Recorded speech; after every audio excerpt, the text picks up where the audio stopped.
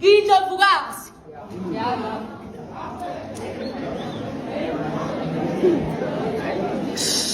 Cha, ngizongilalela ngizichaze.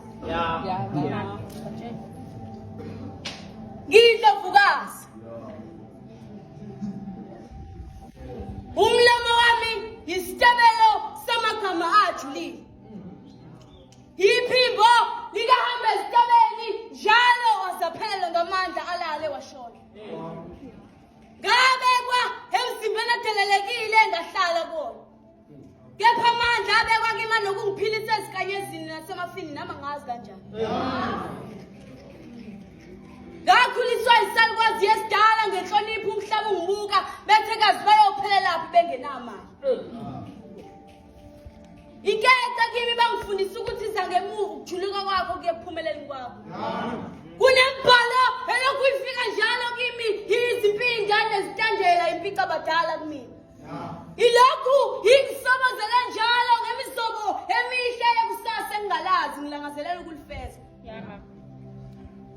Ilokhu iziveza kimi ngobuhle balo njengenjwayelo mina engingayazi.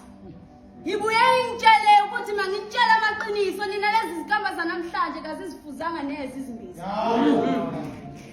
Niphumile esandleni bantu abami ngifuna ukunitshela. Ngoba ngimsabi nonke mina-ke ngiyindlovukazi. Umlomo wami isitebelo samagama ajulile. Iphimbo likahamba esitabeni njalo wazaphelela ngamandla alale washona sanibona.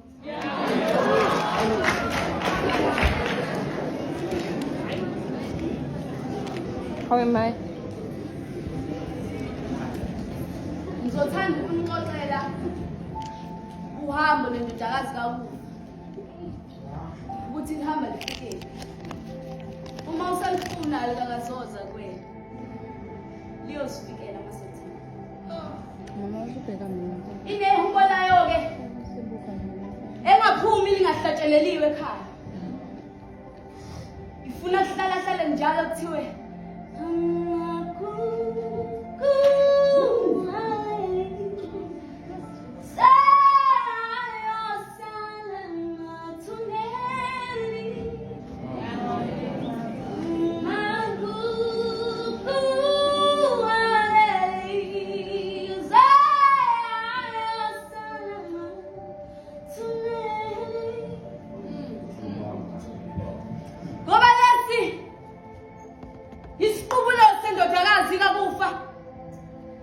ingoma umfowabo uphuma mphefumulo ngendima yokubayisa kubaba neyokumbona.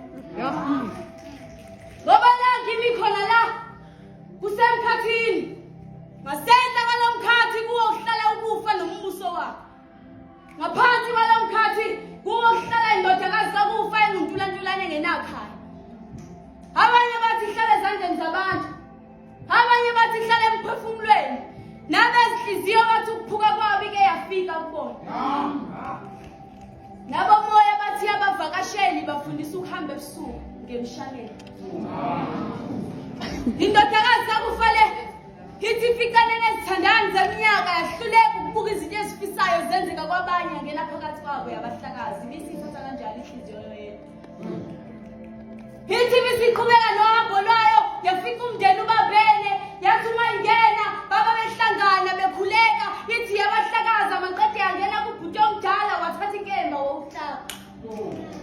Ithi bese kuqhuma umhlabelelo njalo obula ukuthi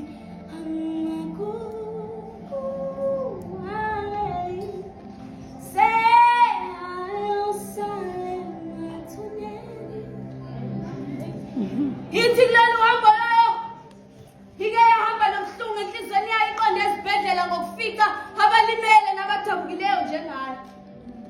Ifica kusahwalela ilanga emaholidini. Iziguli balala kwasa ngakusasa kwafika imindeni yazo yangena kubahlengikazi ngobuhlungu obukuyona. Engabe ubani ozoyibheka yona? Ithi yangena kubahlengikazi baphendula imithi yokuphilisa ibe ngeyokubhubhisa bathi uyahlupha lo sekumele ahambe. Indodakazi kakufa ithi kakazosiyeka ukuze yona ithole ithuba lokuhlangana noyise. Ithi mayingakamboni isahamba kulomhlaba nani izonzisa ubuhlungu ngeke izwele yodwa.